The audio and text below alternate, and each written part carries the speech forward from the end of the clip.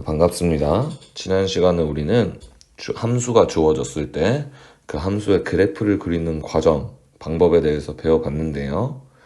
이번 시간은 그렇게 그려진 함수의 그래프를 활용하는 단계에 대해서 배워보도록 하겠습니다.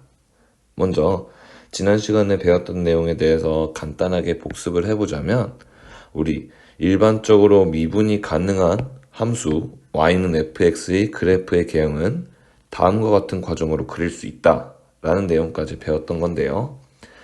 우린 함수 fx의 그래프의 개형을 구하기 위해서 이 함수의 증가와 감소를 조사해야 되죠. 그래서 첫 번째로 해야 되는 건 함수를 한 번 미분해서 구하는 함수인 도함수 f'x를 구하고, 이 f'x, 즉 도함수의 값이 0이 되는 것을 기준으로 함수의 증가나 감소 또는 극대와 극소 같은 특징이 나타나므로 도함수가 0이 되게 하는 x의 값을 구합니다. 그렇게 구한 x의 값을 전후로 조사를 해서 도함수인 f'x의 부호가 어떻게 바뀌는지를 이용해 함수 fx의 증가 감소를 표로 나타내고 극값을 구하게 되죠. 이때 이 극값으로는 증가하다가 감소하는 곳에서 나타나는 극대와 감소하다가 증가하는 곳에서 나타나는 극소가 있었죠. 이러한 극값까지 구할 수 있습니다. 이렇게 구한 정보들을 종합해서 y는 fx의 그래프의 개형을 그릴 수 있는데요. 이러한 개형을 그릴 때 조금 더 자세한 사항을 추가하기 위해서 y는 fx의 그래프와 x축이 만나는 점, 이 점은 함수값이 0이 되게 하는 x의 값을 찾으면 되는 거였고요. y축과의 교점, 즉 y절편은 f0, 즉 x가 0일 때 함수값을 구해서 그 좌표를 구하면 되는 거죠. 이러한 디테일을 추가해서 함수의 그래프의 개형을 그리면 되는 거였습니다. 여기서 적혀있는 이 다음과 같은 과정을 선생님과 함께 문제 2번에 괄호 2번에서 복습을 해보고 오늘 학습할 내용으로 넘어가도록 할게요. 자, 교과서 87쪽에 문제 2번 다음 함수의 그래프의 개형을 그리시오.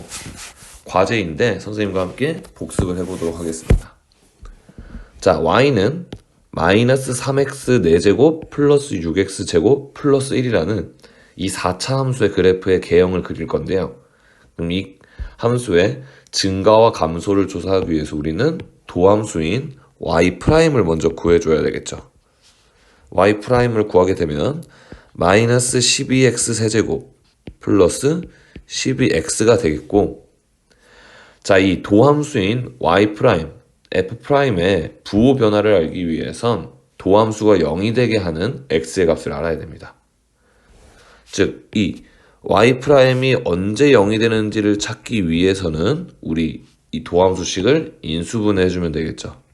인수분해 해주시면 마이너스 12x로 묶어냈을 때 x제곱 마이너스 1로 아래가 남게 되겠고, 다시 이것을 인수분해 해주면 마이너스 12x 곱하기 x 플러스 1 곱하기 x 마이너스 1이 된다는 걸 알 수 있겠어요. 자, 우리가 알아내야 될 게 뭐가 있죠? y'의 부호 변화를 알아내야 되기 때문에 이 부호 변화가 어떻게 일어나는지 알기 위해선 y'의 그래프를 그려주는 게 편합니다.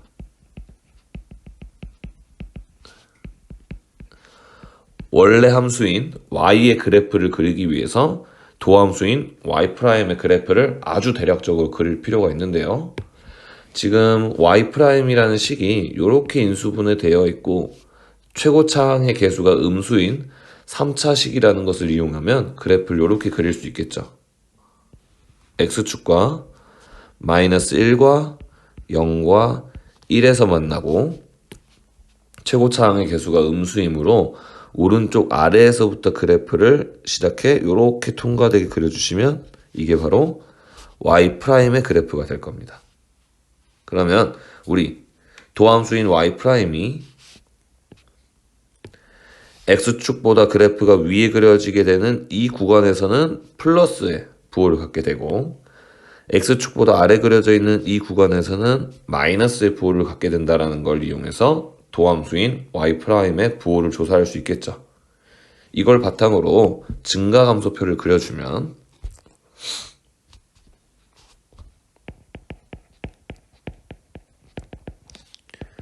증가감소표를 작성하실 때는 맨 윗줄에다가는 x를 쓰는데 이때 x를 쓰는 값의 기준은 도함수가 0이 되게 하는 값인 마이너스 1과 0과 1을 기준으로 마이너스 1보다 작을 때, 마이너스 1과 0 사이일 때, 0과 1 사이일 때, 1보다 클 때 이렇게 나눌 수 있겠습니다. 이 점점점은 표시는 하지 않지만 여러분들이 알아서 이게 x가 마이너스 1보다 작은 걸 말하는구나. 두 번째 있는 점점점은 x가 마이너스 1보다 크고 0보다 작을 때 말하는구나. 그 다음 0과 1 사이에 있는 점점점은 x가 0보다 크고 1보다 작을 때를 말하는구나. 그럼 1보다 오른쪽에 있는 점점점은 x가 1보다 클 때를 말하는구나 라고 인식하고 계셔야 되겠고, 이게 증가감소표를 작성할 때 우리에게 암묵적으로 정해져 있는 약속이에요. 첫째 줄은 이렇게 x를 써주시고요.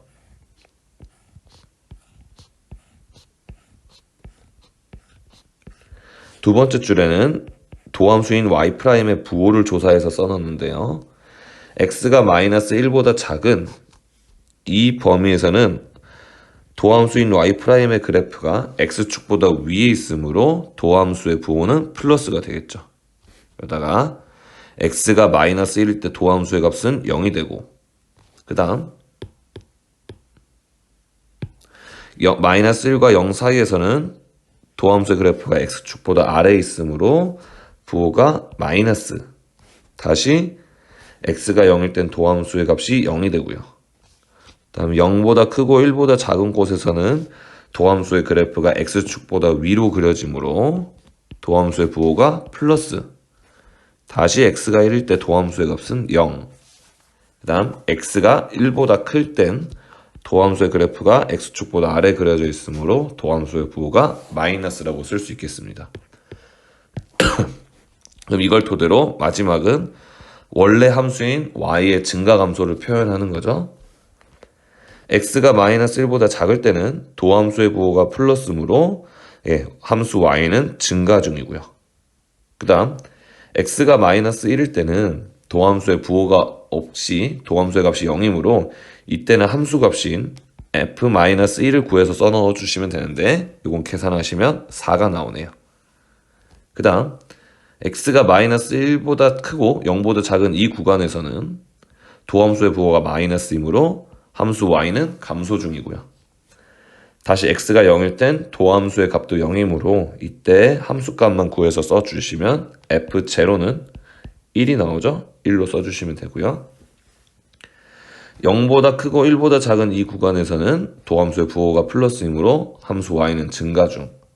다시 x가 1일 때는 도함수의 값이 0이므로 이때 함수값인 f1을 계산해서 구해주면 4가 나오고, 다음 x가 1보다 큰 구간에서는 도함수의 부호가 마이너스이므로 함수는 감소 중이다. 이렇게 증가감소표를 완성할 수 있겠습니다. 자, 여기서 보시면 함수가 증가하다 감소하게 되는 이 x는 마이너스 1에서 무엇을 갖나요? 그렇죠. 이 함수는 극대를 갖고요. 감소하다 증가하게 되는 x는 0에서 극소를 갖고요. 다시 한 번 더 증가하다 감소하는 x는 1에서 극대를 갖는다라는 것까지 확인할 수 있겠네요. 자, 이제 이걸 토대로 함수의 그래프를 개형을 나타내 보도록 하겠습니다. 먼저 x축과 y축을 표시를 해주시고요. 좌표 평면을. 일단 우리가 극대와 극소를 좌표로 표현할 수 있겠죠. 극대는 마이너스 1,4니까 이곳이 되겠고요. 극소는 0,1이니까 이곳이 되겠고, 다시 극대는 1,4니까 여기가 되겠군요. 자, 그런 다음 이렇게 확실한 좌표들을 증가감소표를 보면서 증가와 감소가 되게 이어주면 되죠. 마이너스 1보다 작은, 즉 마이너스 1보다 왼쪽에서는 그래프가 증가하므로 증가하면서 마이너스 1,4까지 진행해주고, 마이너스 1과 0 사이에서는 감소하므로 감소해서 0,1까지, 다시 0과 1 사이에선 증가함으로 증가해서 1,4까지, 마지막으로 1보다 큰 범위에서는 감소함으로 1,4에서 함수가 감소하게 이렇게 그려주시면 되겠어요. 이렇게 함으로써 우리는 y라는 함수의 그래프의 개형을 그릴 수 있게 되는 겁니다.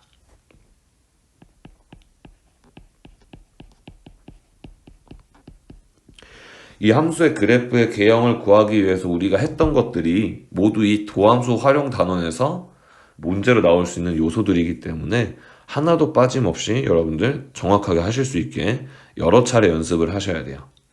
자신의 수준이 아직 연습이 많이 필요한 단계의 친구라면 낮은 차수의 함수의 그래프를 분석해서 그리는 연습을 많이 하신 다음에 4차 그래프의 연습도 연습을 해보시고요.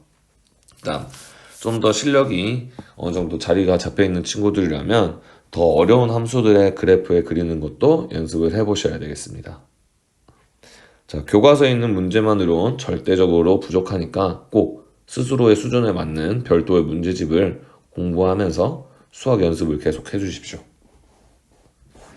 자, 그럼 이렇게 그린 함수의 그래프를 활용해서 문제를 해결하는 것이 오늘 배울 내용인데요. 교과서에서 그 부분을 넘어가 보도록 할게요.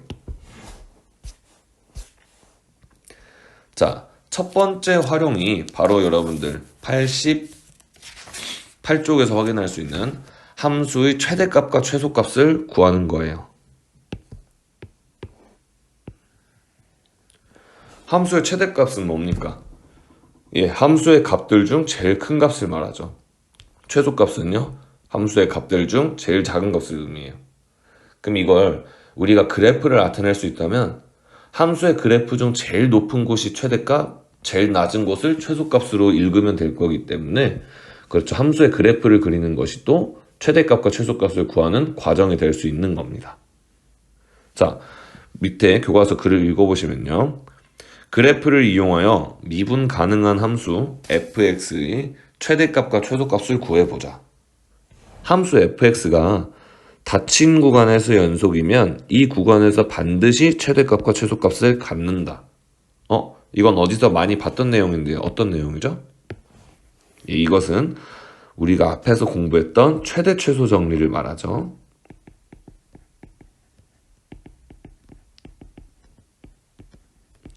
닫힌 구간에서 연속인 함수는 그 구간 내에서 반드시 최대값과 최소값을 갖는다라는 존재를 보장해주는 정리였는데요.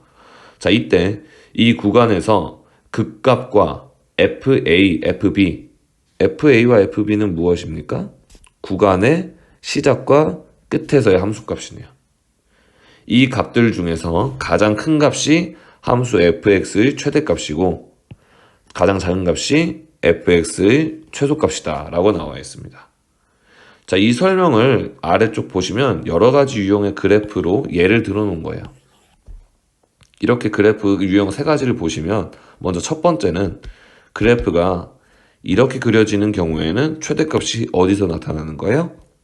극대에서 최대값이 나타나고 극소에서 최소값이 나타나죠.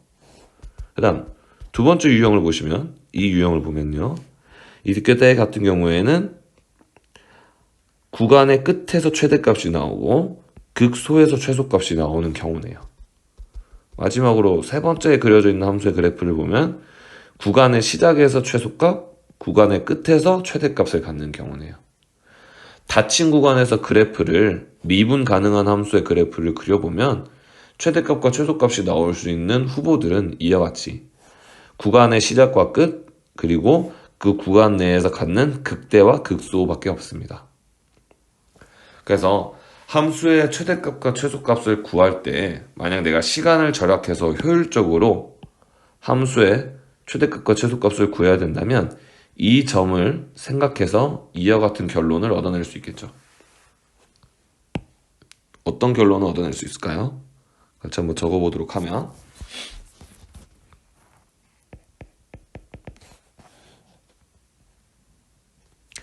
닫힌 구간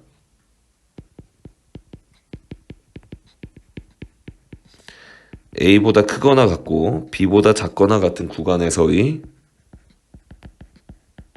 함수 fx의 최대 최소.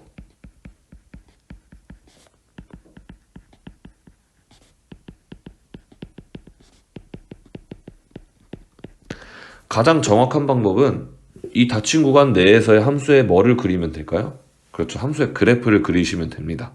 근데 함수의 그래프를 그리는 데는 우리가 연습해봤으면 알듯이 상당한 노력과 시간이 필요하므로 최대값과 최소값만 빠르게 구해야 되는 필요가 있을 때는 이와 같은 생각으로 구하시면 되는 거죠. 자, 함수의 최대값과 최소값은 지금 적는 값들 중에서 나올 수밖에 없는데요. 그것이 무엇이냐면 구간의 시작의 값인 fa, 즉 구간의 시작에서의 함수값이죠. 그리고 fb, 구간의 끝에서의 함수값, 그리고 극대값, 극소값. 그런데 이런 극대, 극소도 알아보기 위해선 그 지점에서 도함수의 부호가 바뀌는지를 알아봐야 돼요. 그럼 나는 이것조차도 시간을 절약하고 싶다면 극대값, 극소값을 찾는 대신 이걸 찾으면 되겠어요. 도함수인 f'x가 0이 되게 하는 x에서의 함수값을 구하시면 돼요.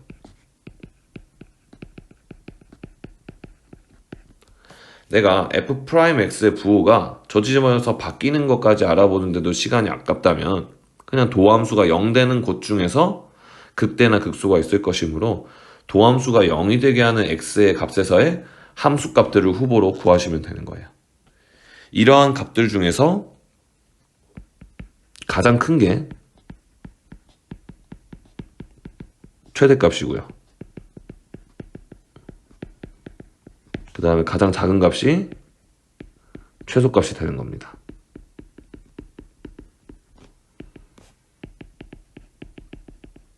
그래서 닫힌 구간에서의 함수의 최대값과 최소값을 구하기 위해선 이러한 값들만 조사하시면 돼요.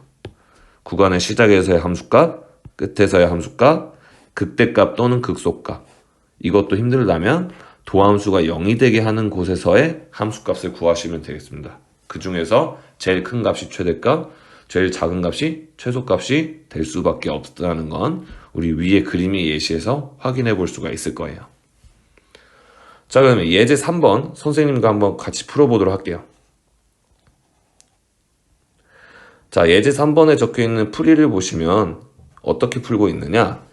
도함수를 구한 뒤 도함수가 0이 되게 하는 x를 기준으로 이렇게 증가감소표를 그려서 함수의 그래프를 그린 다음 이 함수의 그래프를 주어진 문제의 닫힌 구간인 0보다 크거나 같고 3보다 작거나 같은 구간 내에서 해석을 해서 최대값과 최소값을 찾고 있죠. 이렇게 구하는 것이 가장 정확하고 좋은 방법이겠지만 여러분들 증가감소표를 작성해서 그래프까지 그리는 데는 시간이 많이 소모될 수 있어요. 그래서 이런 문제에서 내가 빠르게 최대값과 최소값을 구하고 싶다면 최대값과 최소값의 후보가 될 수 있는 이러한 값들을 조사하면 되죠. 첫 번째론 함수의 닫힌 구간에서의 양 끝에서의 함수값인 f0와 f3을 구하시면 됩니다. f0는 -1, f3은 계산해 보시면 8이 나오네요. 그 다음 두 번째 최대 최소의 후보인 극값을 구해야 되는데요. 이 극값은 극대나 극소를 말하는데 이건 역시 구하기가 내가 과정이 길다면 도함수가 0이 되게 하는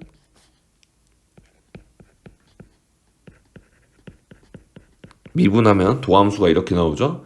이 도함수가 0이 되게 하는 x에서의 그 함수값을 구하시면 돼요. 얘 인수분해를 해주면 x가 이 구간 내에서 1일 때와 2일 때 도함수인 f'x가 0이 되므로 1에서의 함수값과 2에서의 함수값을 구하시면 됩니다.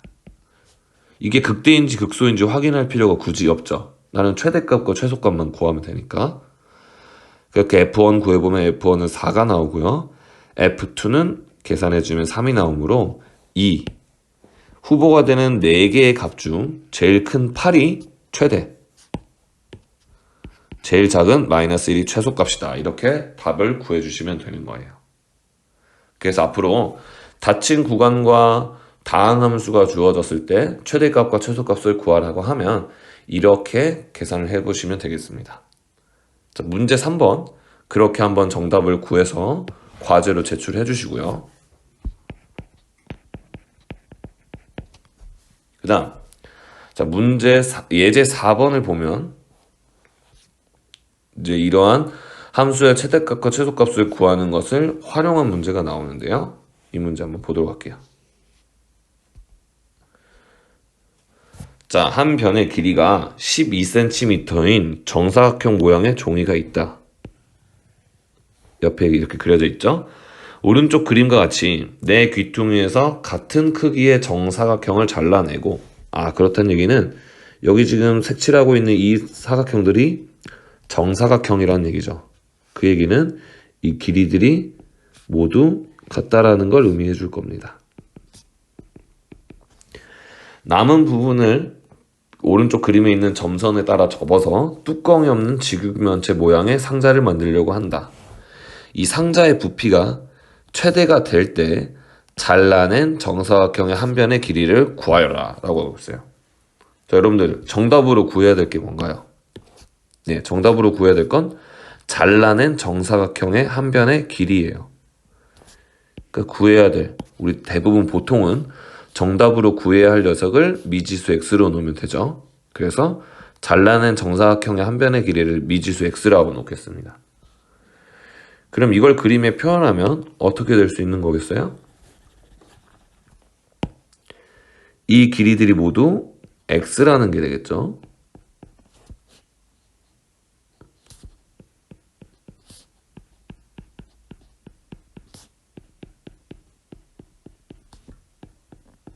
이렇게 될 것이고요.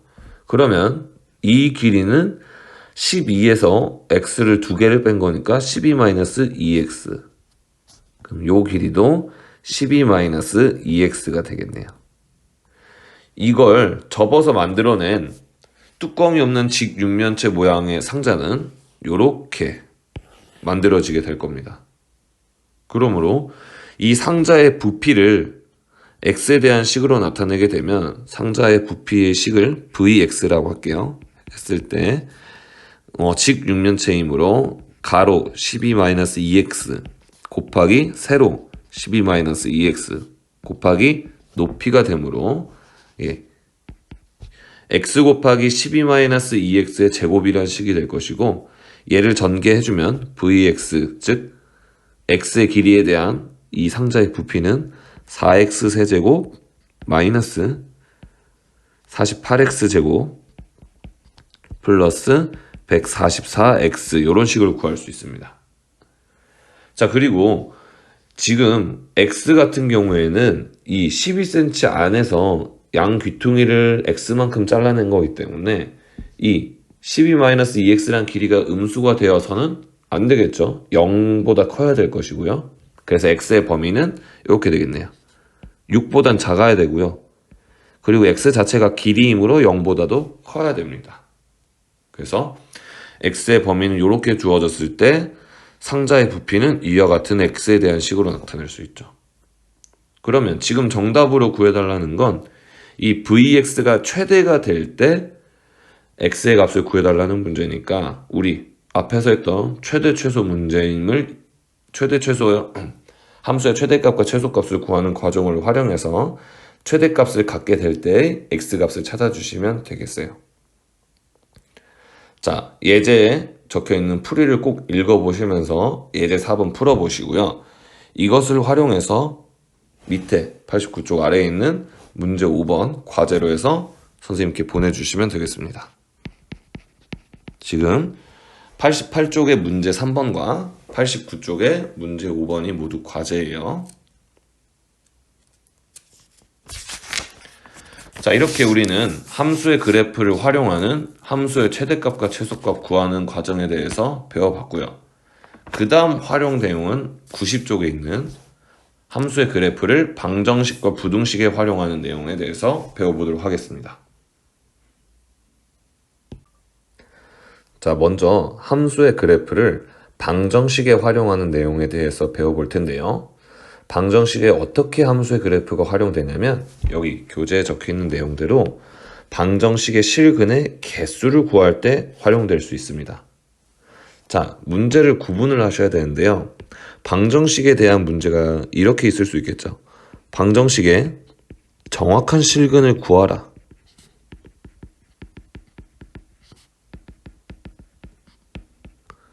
이런 경우에는 이 방정식을 푸셔야 되는 거죠.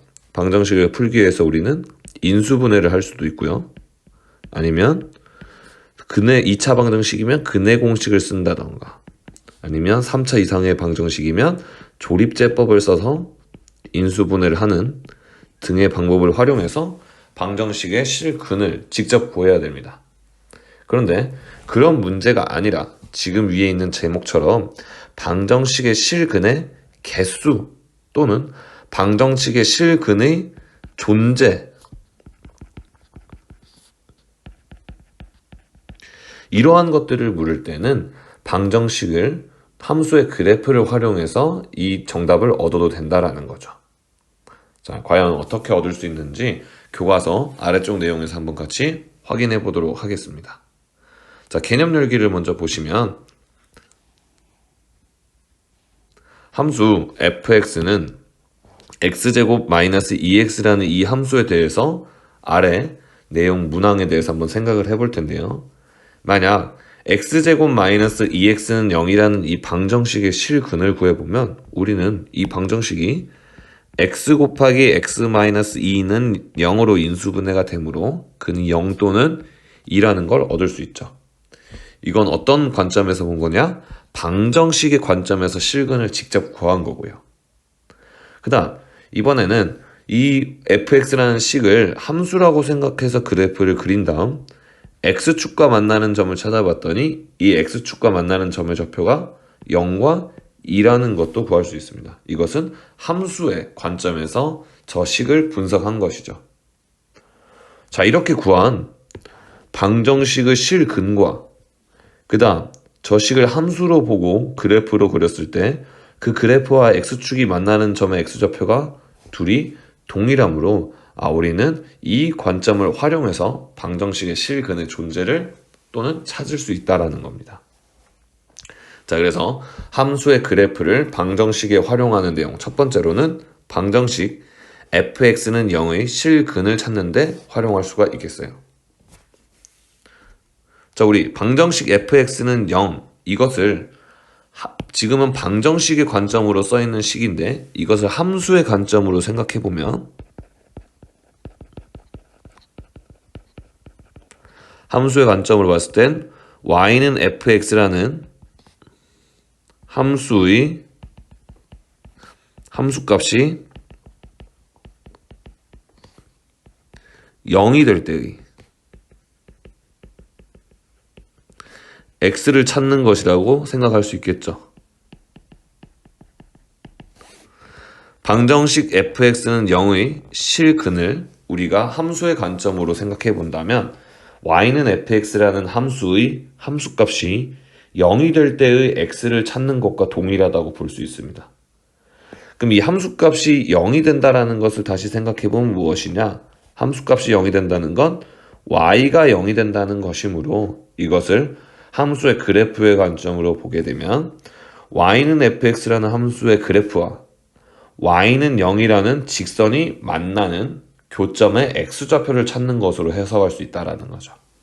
그래서 방정식 fx는 0의 실근과 함수의 그래프의 사이의 관계에 대해서 생각을 해보면 방정식 fx는 0의 실근은 함수 y는 fx의 그래프와 x축이 바로 y는 0이라는 직선이죠. 이 y는 0이라는 직선인 x축과의 교점의 x좌표가 바로 저 방정식 fx는 0의 실근과 같다. 따라서 방정식 fx는 0의 서로 다른 실근의 개수를 구해야 한다면 이를 함수의 관점으로 바꿔 함수 y는 fx 그래프와 x축과의 교점의 개수를 찾는 것과 같다라고 생각해서 해결할 수 있다는 내용입니다. 그래서 지금 예제 1번 같은 경우에 문제를 보시면 방정식 2x 세제곱 마이너스 6x 플러스 1은 0이라는 이 방정식에 서로 다른 실근을 구하는 게 아닌 실근의 개수를 구해달라는 문제죠. 그럼 우린 이것을 함수의 그래프를 활용해서 얘를 방정식을 함수로 바꿔주는 겁니다. y는 2x 세제곱 마이너스 6x 플러스 1의 그래프와 y는 0, 즉 x축과의 교점의 개수를 살면 되는 건데요.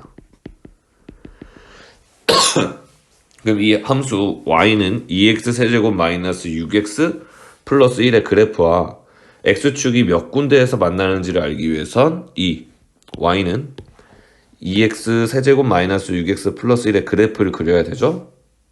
우리 앞에서 배웠던 도함수를 활용해 증가감소표를 이렇게 작성하고 그래프를 이렇게 구하는 것을 활용해 보면 그래프가 이렇게 그려지고 이 함수의 그래프가 x축과 이렇게 세 군데 만나게 되므로 우리가 구하려고 하는 저 방정식의 실근에 서로 다른 실근은 3개 존재한다 라고 구할 수 있는 겁니다.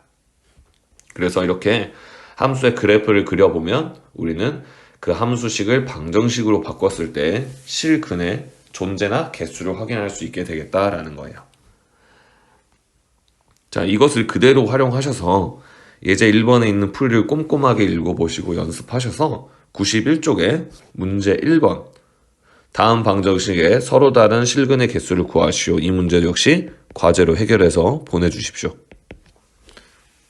자, 원격 기간이라 조금 진도가 많이 나가게 돼서 과제가 좀 많을 겁니다. 그러더라도 여러분들 배울 때 꼭 연습한다라는 생각으로 과제를 수행하셔서 선생님 이메일로 그날 꼭 보내주십시오. 자, 두 번째 보시면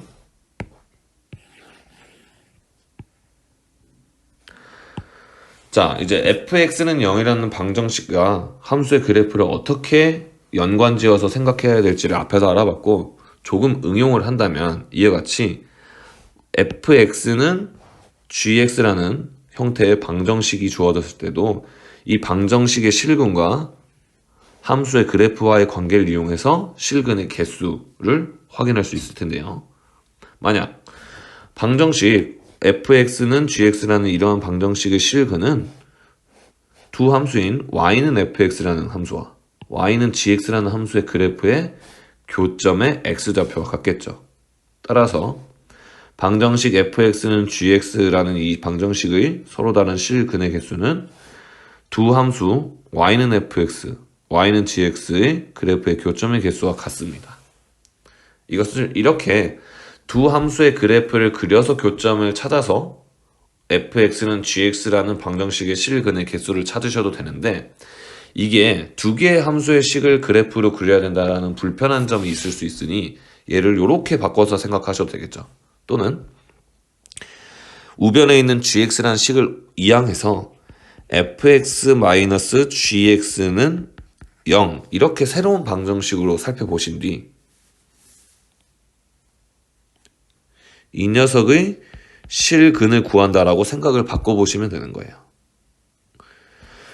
방정식 fx-gx는 0의 실근은 어떻게 구할 수 있겠습니까? 이 녀석은 y는 fx-gx의 그래프와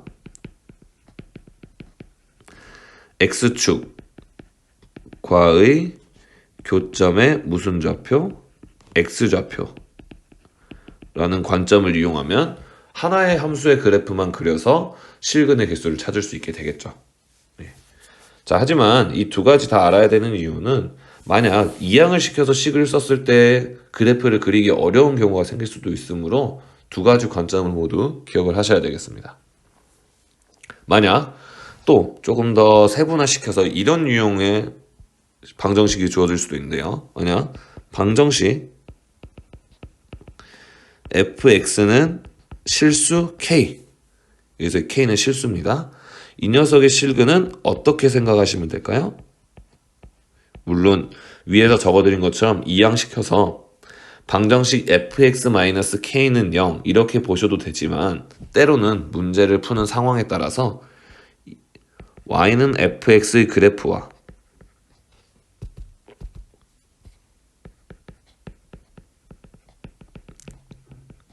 y는 k, 이 y는 k는 직선이겠죠. 직선 y는 k의 교점에 x 좌표가 방정식 fx는 k의 실근과 같다라는 관점으로 문제를 해결하고 접근하셔도 되겠습니다. 자, 그렇게 하는 문제가 바로 예제 2번인데요. 예제 2번 선생님과 같이 한번 살펴보시면, 자, 방정식 x세제곱 마이너스 3x제곱 마이너스 a는 0, 이 방정식이 서로 다른 세 실근을 갖도록 하는 상수 a 값의 범위를 구해달라는 문제인데, 이 문제를 풀 때 방법은 두 가지가 있어요. 첫 번째로는 y는 x세제곱 마이너스 3x제곱 마이너스 a라는 이 그래프의 x축과의 교점이 실근의 개수므로 몇 개가 되게 해주면 될까요? 그렇죠. 3개가 되게 해주면 돼요.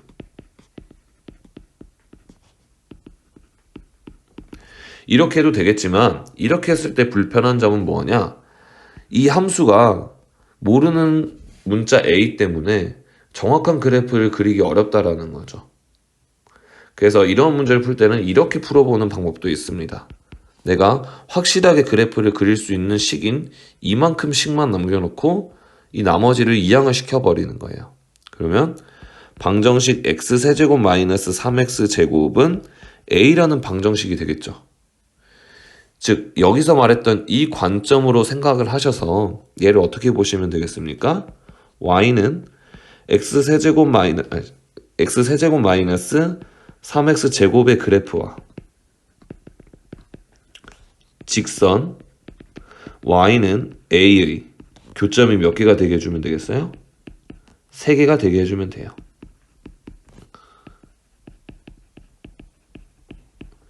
그럼 두 번째 관점이 좀 더 나은 이유가 이 녀석의 그래프는 우리가 확실하게 그릴 수 있으니 이 직선 y는 a를 확실한 그래프와 더 비교할 수 있으니까 문제를 더 정확하게 풀 수 있겠죠.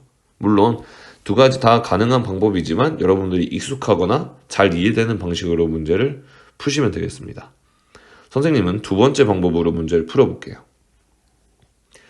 자, 그럼 우리가 해야 될 건 뭔가요? 예, y는 x세제곱 마이너스 3x제곱의 그래프랑 y는 a라는 직선의 교점이 3개가 되게 해야 되니까 먼저 이 y는 x세제곱 마이너스 3x제곱의 그래프를 그리는 일입니다. 그러면 함수의 그래프를 그리려면 도함수를 구해서 분석해야 되겠죠.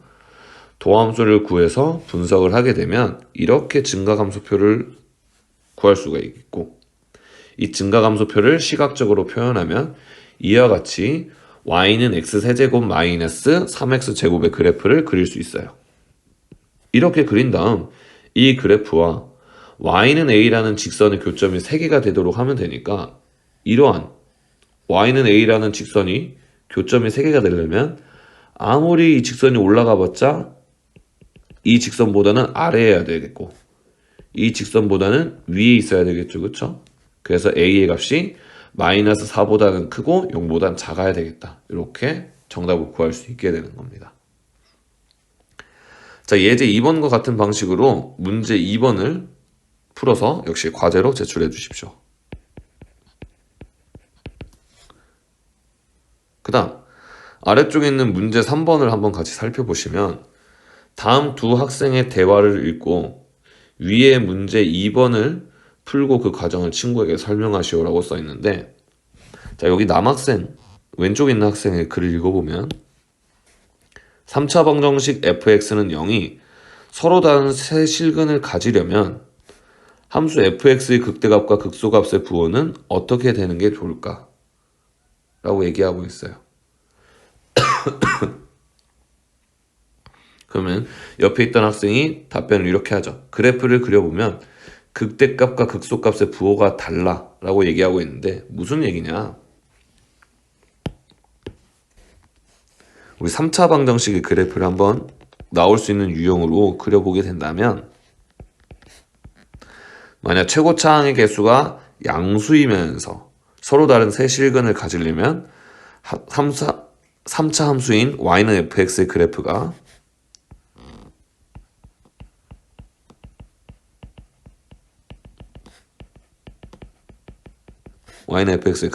이렇게 그려져야만 x축과의 교점이 3개가 나올 수 있겠죠.